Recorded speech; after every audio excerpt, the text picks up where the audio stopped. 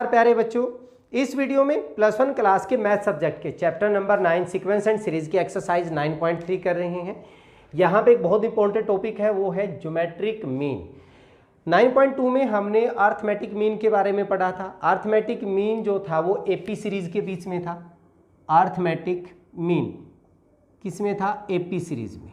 वहाँ पे अगर दो नंबर दिए होते ए और बी के बीच में, हम कुछ नंबर्स इंसर्ट करते थे ताकि इंसर्ट करने के बाद जो सीक्वेंस बनती थी वो हमारे पास किस में बनती थी? एपी में बन जाती थी। सेम प्रोसेस यहाँ पे है। अगर हमारे पास कोई दो नंबर दिए हुए हैं ए और बी, इनके बीच में हमने कुछ नंबर इंसर्ट करने हैं ताकि रिजल्टिंग सीक्वेंस क्या बन जाए? एक जीपी सीरीज बन जाए। अगर हमें सिर्फ इसके बीच में एक ही नंबर अगर इंसर्ट करना है, सपोज कीजिए हमने एक ही नंबर इंसर्ट करना है, तो हमारा जो ज्योमेट्रिक मीन होता है वो इन दोनों का मल्टीप्लाई करके रूट लेना है। रूट ए इंटू बी को मल्टीप्लाई करके हमने क्या करना है? रूट लेना है। मान लीजिए हमारे पास दो नंबर हैं 4 एंड 16। सपोज कीजिए हमारे पास क्या है? 4 एंड 16 है। इनके बीच में इंसर्ट करना है तो ज्योमेट्रिक मीन जो बनेगा वो बनेगा 4 इंटू 16 का root means root 64, that is 8। अब आप चेक भी कर लीजिए, 4, 8 एंड 16, अगर 8 बीच में आ गया, इसका रेशो 2, इसका रेशो भी क्या हो जाएगा? 2 हो जाएगा। ये है हमारे पास सिर्फ अगर दो नंबरों के बीच में एक ही ज्योमेट्रिक मीन की अगर हम बात कर रहे हैं। मान लीजिए हमें n ज्योमेट्रिक मीन इंसर्ट करनी है, तब हमारे पास क्या होगा?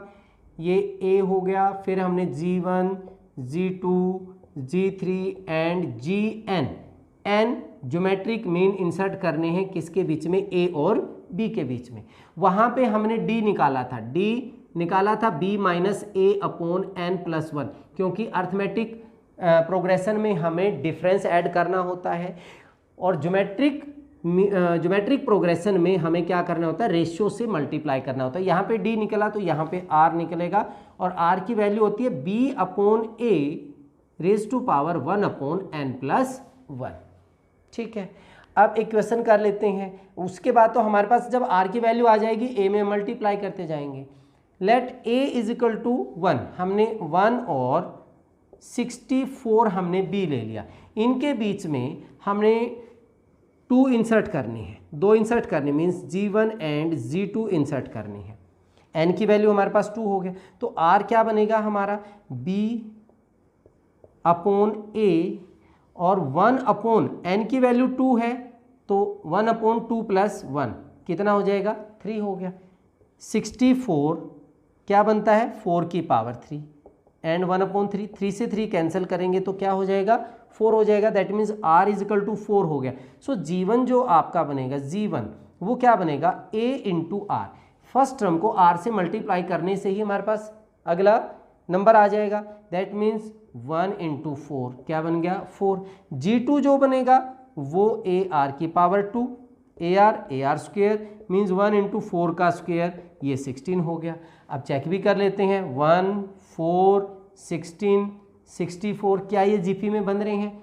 4 अपॉन 1, 16 अपॉन 4, 64 अपॉन 16, सभी को डिवाइड करेंगे तो आंसर हमारा कितना आ रहा है? 4 आ रहा है। ठीक है, ये था हमारा ज्योमेट्रिक मीन इंसर्ट करना किन्हीं भी दो नंबरों के बीच में। अब एक रिलेशन है इनके बीच में, relationship between arithmetic mean and geometric mean.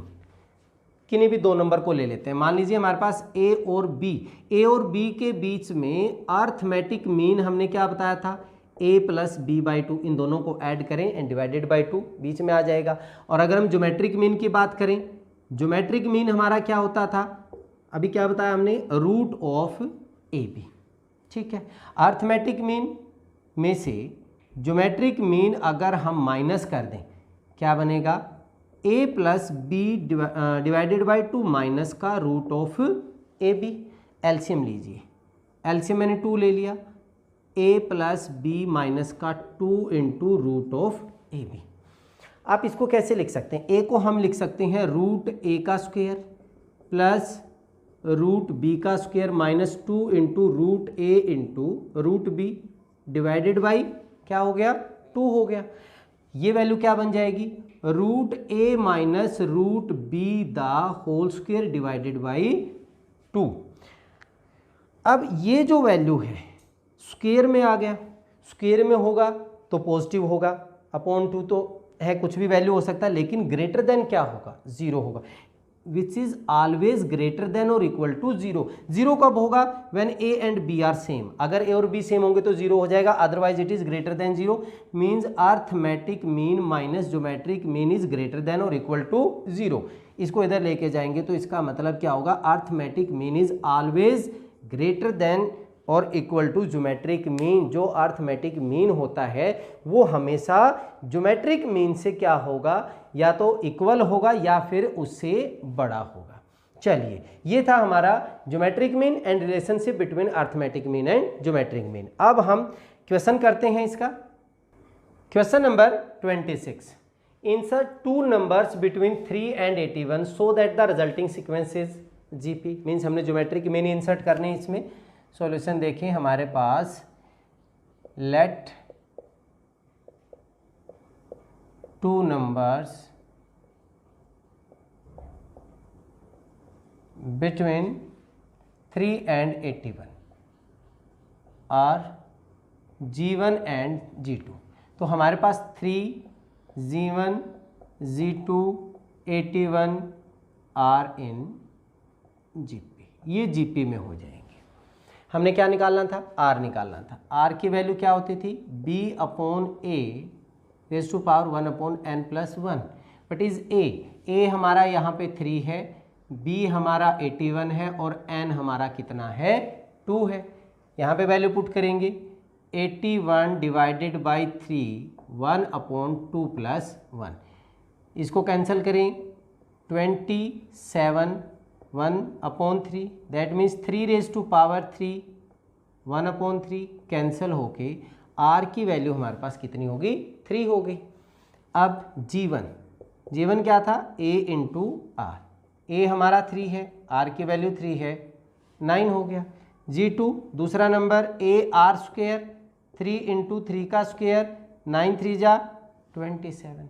अगर हम 3, 9, 27 और 81 को देखेंगे तो ये किस में आ रहे हैं, एक जीपी सीरीज बना रहे हैं। चलिए अब क्वेश्चन नंबर 27 करते हैं।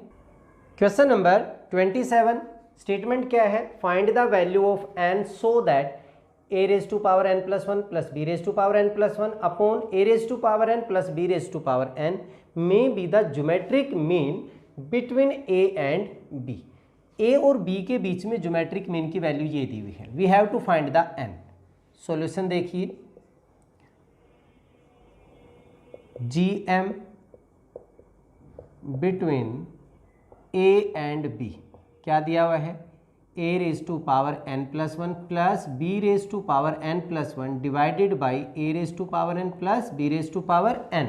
बट जो ज्योमेट्रिक मीन है वो हमने क्या किया था, दो नंबरों के बीच में रूट ऑफ ए बी की वैल्यू हमारे पास होगी a raise to power n plus 1 b raise to power n plus 1 divided by a की power n plus b raise to power n। इसको ये क्या है, a की power 1/2 plus b raise to power 1/2, अलग अलग अगर मल्टीप्लाई करते हैं, देखिए हम इसको ऐसे लिखते हैं, a की power 1/2 into b raise to power 1/2। Multiply करेंगे तो यहाँ पे इसके साथ मल्टीप्लाई होके हो जाएगा a raise to power n plus 1/2 into b raise to power 1/2। इसको मल्टीप्लाई करेंगे, ये हो जाएगा a raise to power 1/2 into b raise to power n plus 1/2। इसको इनके साथ मल्टीप्लाई किया तो ये हो गया।